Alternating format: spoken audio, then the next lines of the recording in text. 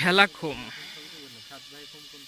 অনিন্দ সুন্দর বাংলাদেশের এই পর্যটন প্লেসটি যোগাযোগের অসুবিধার জন্য পর্যটকের সংখ্যা কম,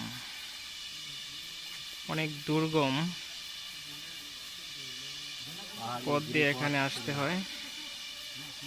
দেবতা পাহাড় তার মধ্যে একটা অন্যতম ঝুঁকিপূর্ণ ট্রেকিং।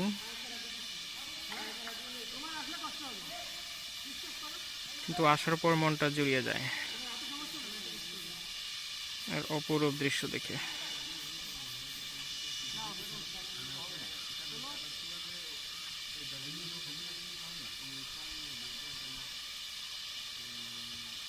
অনেক সুন্দর।